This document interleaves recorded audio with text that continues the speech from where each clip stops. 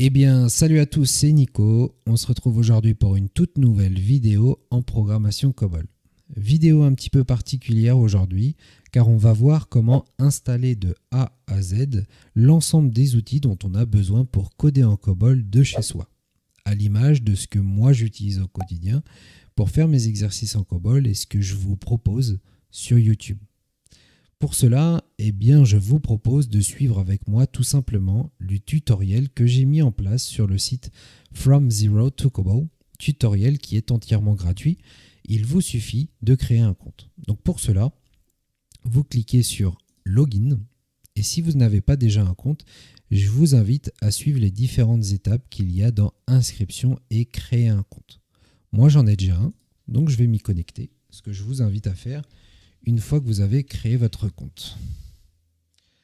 Ensuite, il nous suffit de cliquer sur Voir formation et de chercher la formation gratuite qui s'intitule Installation des bons outils pour développer en COBOL.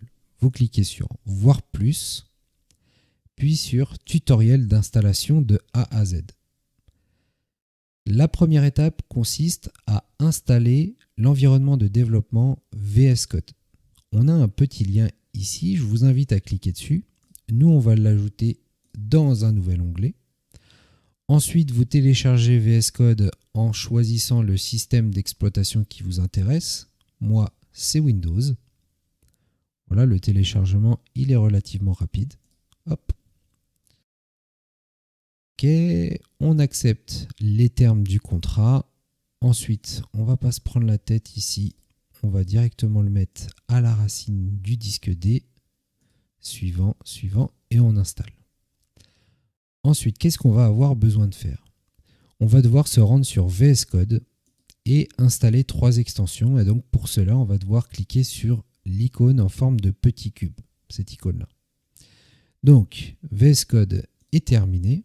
On va l'ouvrir. Là, on peut enlever cette petite fenêtre et donc on se rend sur les extensions. Donc là, nous, on va chercher les extensions qui nous intéressent. Donc on a IBM The Open Editor. Hop. Donc, c'est cette extension. On clique sur Install. Si vous voulez avoir plus de détails sur les différentes extensions que l'on va installer, je vous invite à lire bien directement la formation. Il y a quelques informations qui peuvent être intéressantes. Ensuite, on a l'extension Zoe Explorer. Hop. Alors, elle est déjà installée.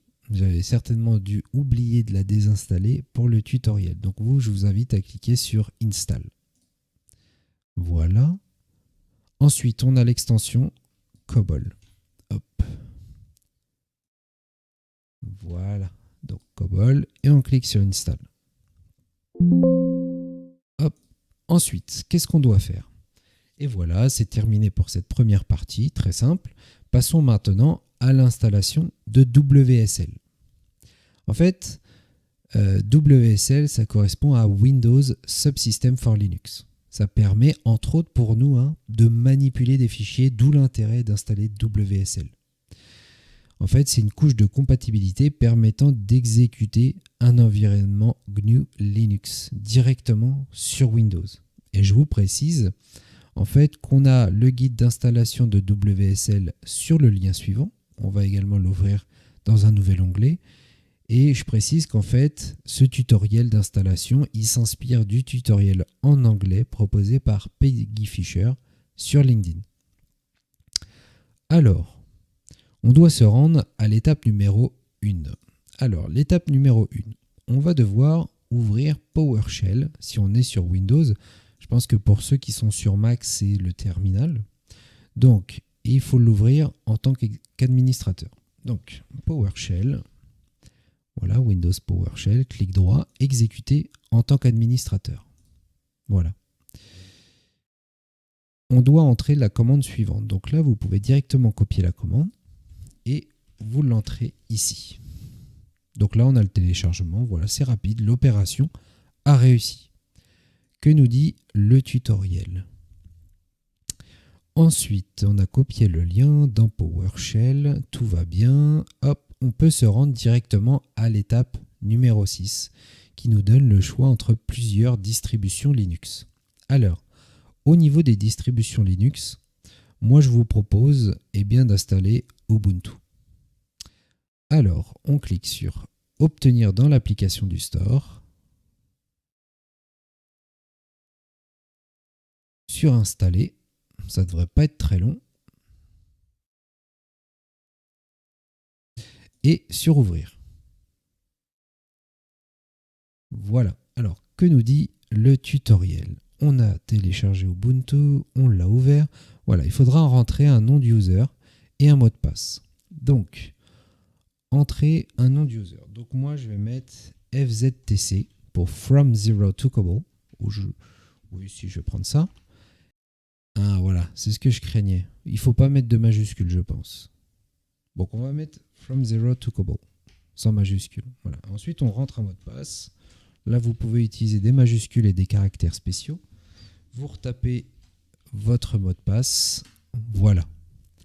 Ensuite, que nous dit le tutoriel? Alors, il se peut que vous rencontriez des erreurs. Voilà, je vous montre les erreurs qu'il peut y avoir et les différentes étapes à suivre dans le cas où il y a des erreurs. Ensuite, ok, il faut taper les deux commandes suivantes. Déjà, on a sudo apt update. Donc, on peut faire un copier-coller. Donc, CTRL-C. Et ensuite, vous faites clic droit directement sur Ubuntu parce que le CTRL-V ne va pas marcher. Vous entrez. Alors, il faut que je ressaisisse le mot de passe. Et donc là, on est en train de télécharger les différents éléments. Voilà, sudo apt update. Voilà, il vous sera ensuite demandé de taper votre mot de passe. Donc ça, on l'a fait effectivement. Il faut être patient. Et ensuite, dans un second temps, il va falloir qu'on entre cette commande. Donc là, ça c'est fait. Très bien. Clic droit après avoir fait CTRL-C sur la commande. Et on entre. Voilà, super. Répondez Y lorsque l'on vous demande si vous souhaitez continuer, après avoir informé de l'espace disque utilisé. Voilà, on a différentes informations et est-ce qu'on veut continuer? Alors, on va taper Y pour Yes. Les commandes précédemment utilisées vont permettre de rechercher les mises à jour disponibles pour le système, puis de les installer. Voilà, on a plus d'informations sur le lien suivant. Une fois que cela est effectué, vous devez installer OpenCobol, qui est un compilateur COBOL open source. OpenCobol implémente une partie substantielle des normes COBOL 85 et 2002, ainsi que de nombreuses extensions des compilateurs COBOL existants. Donc pour cela, il va falloir entrer la commande suivante. Donc nous, ce qu'on fait, c'est qu'on va attendre que tout ça se télécharge. Ensuite, il faudra également penser à taper la lettre Y pour continuer. Voilà. C'est bon, ça c'est fait. Donc maintenant, on va rentrer l'autre commande. Alors, est-ce que j'ai fait clic droit? Alors, CTRL-C et clic droit. Voilà. On tape Entrée. On nous demande si on veut continuer. Et Yes.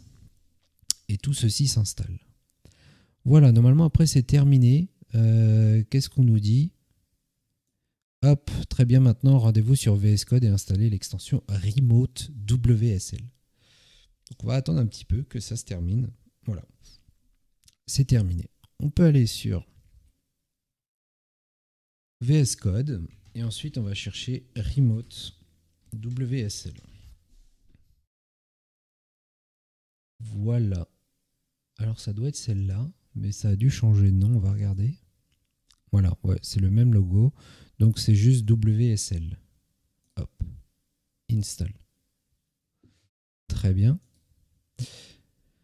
Qu'est-ce qu'on nous dit ensuite? Maintenant, quitter VS Code. Donc on va quitter VS Code et retourner sur la fenêtre d'Ubuntu. Ouvrez-en une nouvelle si vous avez quitté la précédente. Afin d'ouvrir VS Code à partir d'Ubuntu, veuillez entrer la commande suivante, code. Donc pour cela, on rentre code, espace, c'est important, code, espace, et puis point. Donc là, ça va télécharger VS Code. Le téléchargement peut prendre plusieurs minutes. Bon, bah voilà, ça s'est fait directement. Hop, on peut enlever cette fenêtre. Et on voit déjà qu'on a l'information, je vais y arriver, qu'on a l'information comme quoi on est sur WSL Ubuntu 18.04. Donc ça, c'est très bien.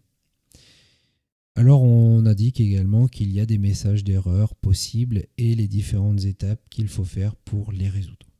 Voilà, tout simplement. Ok, voilà. Donc ça, nous, on est bien. Donc vous devez ensuite vous rendre dans vos extensions et cliquer. Ah, j'ai oublié une étape. Passons maintenant aux choses sérieuses. Je vais vous montrer comment compiler et exécuter votre premier programme. Alors, voilà. Moi, ce que je vous propose, c'est de créer un dossier dans lequel vous allez enregistrer l'ensemble de vos programmes COBOL. Moi, j'ai créé un dossier COBOL _ from 0 to COBOL dans le disque dur D, tout simplement. Hop. Ensuite, vous devez vous rendre dans vos extensions et cliquer sur Install in WSL. Donc, ce qu'il faut faire, c'est nous rendre dans nos extensions ici, là où on a nos petits cubes, et on voit qu'on a nos différentes extensions, certaines de ces extensions qui sont toutes grisées, avec ici un message Install in WSL, parce qu'on les avait installées dans la version de base de VS Code, mais pas celle associée à WSL. Donc là, on n'a plus qu'à cliquer sur ces différents éléments. Voilà, et là, ça s'enregistre, ça s'installe directement parce qu'on installe dans IBM The Open Editor. Voilà. Donc tout ça, ça s'est fait. C'est très bien. Maintenant, qu'est-ce qu'on peut faire? On va créer un nouveau programme en cliquant sur File, puis New File, et sur Sélectionner un langage. Donc, ce qu'on fait, c'est File. Alors, attendez, j'ai l'enregistrement.